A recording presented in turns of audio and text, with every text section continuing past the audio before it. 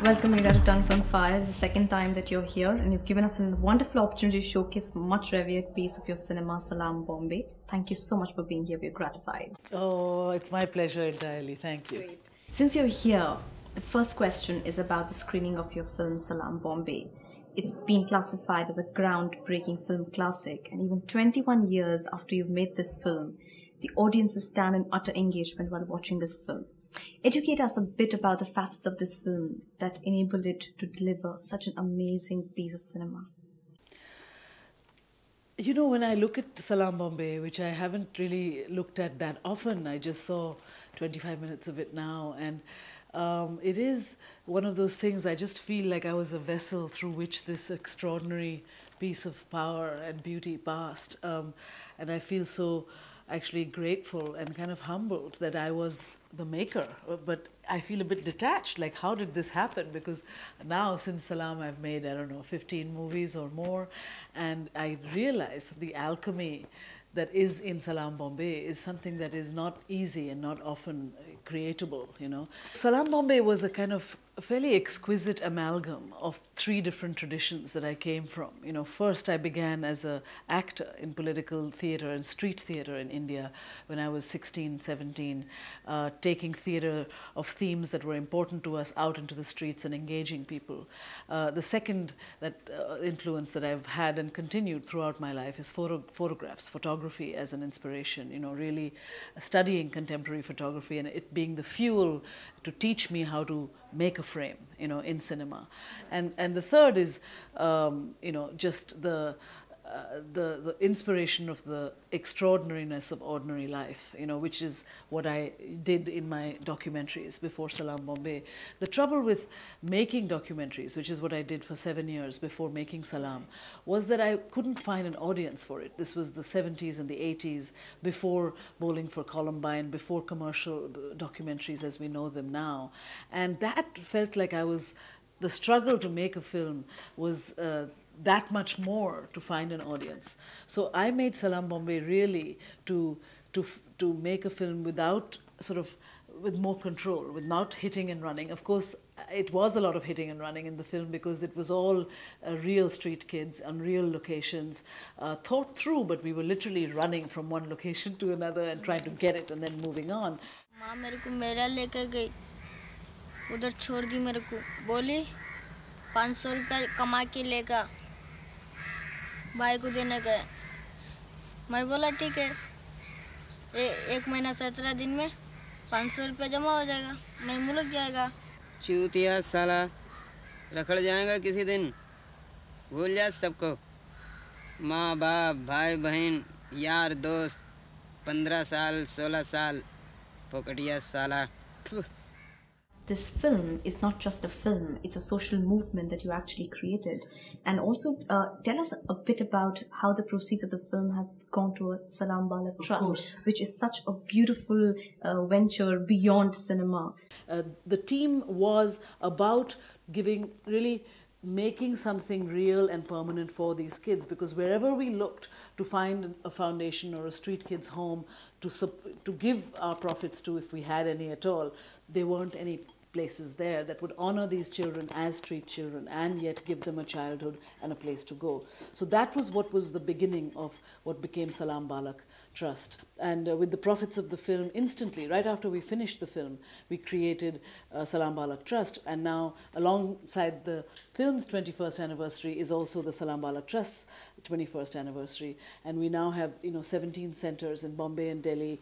Unbelievable. We've directly impacted government policy on street kids. And we have a lasting commitment both to the children who are now no longer children of Salaam Bombay, the kids who are now, have kids of their own, the actors in the film. But more than that, 5,000 street kids a year pass through Salaam Balak Trust.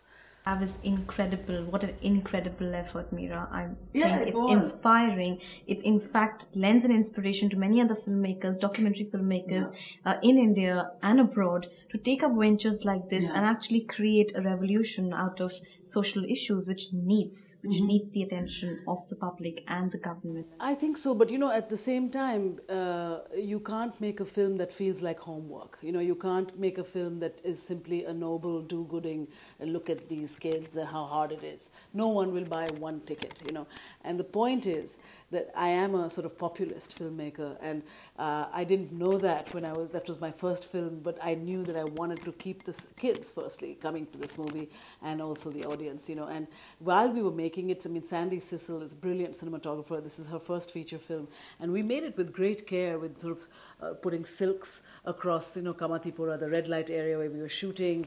We dealt with these children as beautifully as if we were dealing with the greatest movie stars of the time in terms of the lighting and so on. And my friends and filmmaker friends in Bombay would look at me like, yeah, what are you doing? Why so much bloody struggle for, taporis, for, riffraff? And so, but that was the point, is to make a film with the highest technical standards, even though we didn't have much money, but to blow the money on the screen. And that was what I did. I never had the money to finish post-production. We took the money and just put it on the shooting. And in the course of editing the film, different investors came in and helped pay for the end of the film. So I never have to apologize for the technical standard of the film. Okay, Meera, so what scope do you envisage for Indian cinema to reach out to transnational audiences? I think there is no more exciting and vigorous time for Indian cinema than now, Also, it's a very interesting dynamic with post the recession, where a lot of the money for cinema globally is actually much more coming from our part of the world than even from Hollywood. So there's a very interesting interdependence that is being created that I look forward to. I just see very good, solid cinema that is an original work, and that is very commercial in its bones as well. It's all about, I think, good cinema versus designing cinema for the West, That would be the end of it, if we make our cinema, whether it be Bollywood or alternative, sort of to make it palatable to to what we think the West wants, that would kill it, because then you'd be neither fish nor fowl, So that's what I hope doesn't happen, but I don't see it happening, I see our cinema, even Bollywood, becoming much more slick and all of that. It's still fairly empty to a large extent and lazy to some extent, but the tremendous talent in it is always interesting, But the filmmakers beyond Bollywood are very, very intriguing. How do you see organizations like Tongues on Fire? They're working towards and are instrumental in giving a platform to cinema and taking it on a global stage. So it's as much as an effort for the organization and as well as people and filmmakers like you who engage and have a sort of a consolidated effort towards it. Give me your view on that. Well, I think Tongues on Fire is such a important initiative, because it gives a home to a lot of people who have felt marginalized in their art making, and it gives us an audience, And it is about questioning, especially Tongues on Fire is based in the UK, where we have the expression of ourselves, the right of us to exist and to put people on screen who look like us. We all know the impact of that on the psychology of people. And what I love and really admire about Britain, for the last many, many years, and this is only just happening in the US, about 10 years old in the US, but more than 25 years old here, is the confidence and the chutzpah, the kind of energy of the Asian population to express themselves, from Goodness Gracious Me to Tongues on Fire to Corner House, a pub theater. That's what I really get excited about here, the kind of confidence that, hear me, look at me, I'm doing this, it's very important. And when I began, in the States and in India, I was just a dhobi ka kutta, na ghar ka, na ghat ka. I was a novelty in both places. I had no infrastructure to just plug into. And what Tongues on Fire does, and a lot of other organizations, is give young people the possible home, that, there will be someone listening for us. Great. Thank you so much, Meera, for Thank this you. interview. Glad to have your views on Tanzania. Thanks so much. Thanks a lot. Thank you.